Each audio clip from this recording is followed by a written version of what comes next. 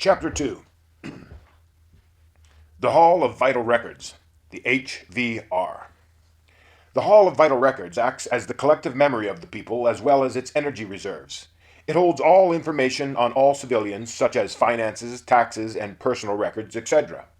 It is a storehouse of static information, including law. The dispenser of justice, it is divided into federal, state, and local levels, and in its ideal state, it will contain the entire judicial branch of the government.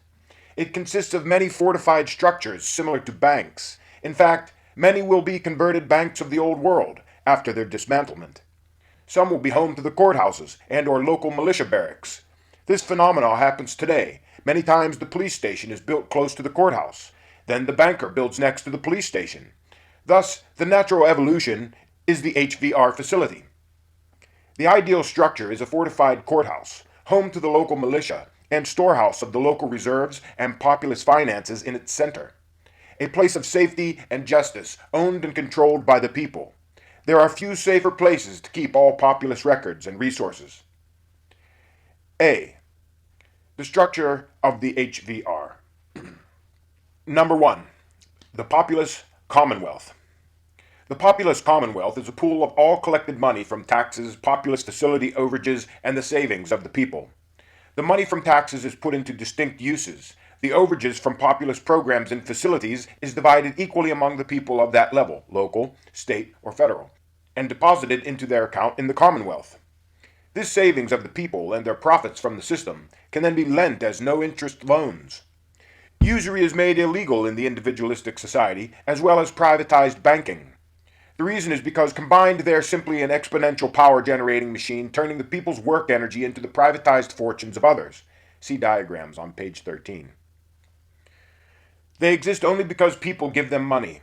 All corporations place their capital into banks, including income and payroll. Citizens, as employees and customers, also place their savings into the bank.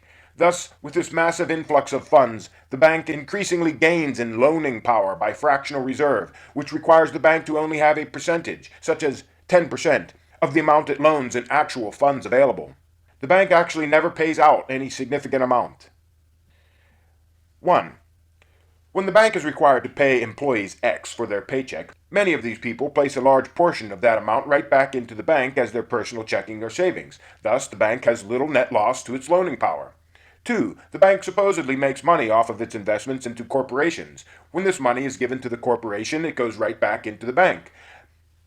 It goes right back into the bank by it being deposited as working capital or by the corporation purchasing something, wherein the selling corporation takes this profit and places it in their bank. Again, little initial loss to the banking industry, which then receives profit from the investment because of usury, a loan based on fractional reserve. Thus, profit is being made on 90% of non-existent money. 3. When a customer wants to buy from a corporation and gets a bank loan, the loan given to the corporation goes right back into the bank as that corporation deposits it as profit. Thus again, little loss to the bank.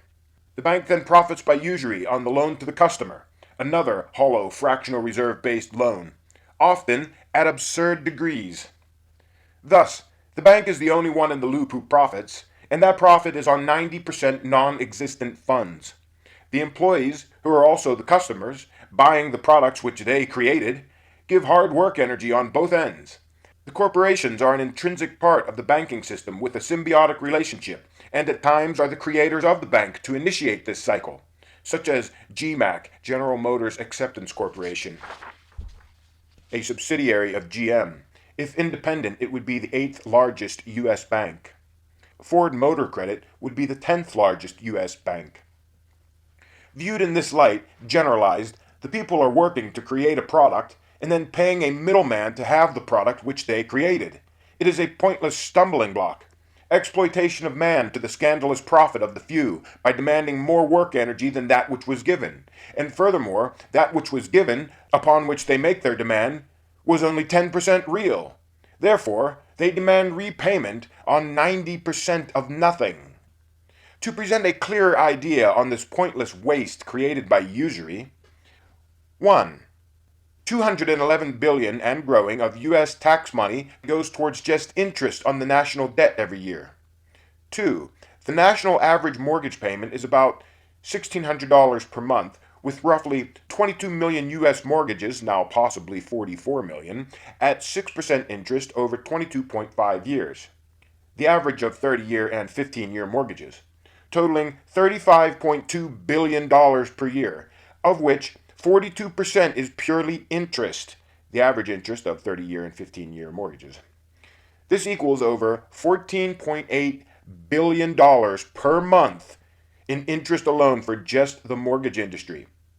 In light of individualistic energy values, this would be 164.4 million megawatt hours of electricity per month. This is over 41 times the electricity produced by the Hoover Dam all year. Now imagine all the other areas where usury applies: personal loans, business loans, automobile loans, credit cards, etc., all loaned on fractional reserve, making profit on non-existent money at the hard labor expense of the greater population. The amount of monthly energy wasted for the greed of a few is simply maniacal and will be stopped immediately by the individualists. Being that all individual and corporate money is already in some banking system, little will apparently change with the implementation of the individualistic commonwealth system, save that all funds will be backed 100%. The commonwealth is a massive pool of the entire wealth of each level, local, state, and federal, owned equally by all the people and functioning similar to a credit union. It is the only legal pool of money, and its actions are directed monthly on the local, state, and federal levels, directed by the people.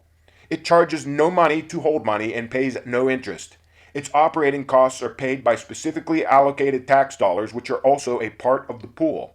It is no different than the tremendous pool of the people's money held today by various privatized banks, generating a privatized profit, save that this commonwealth is strictly controlled by the people to the benefit of the people. A single centralized financial system such as this can only be implemented in a true direct democracy, such as the individualistic society. All else will become a dangerous controlling device, even if deviating in the smallest degree.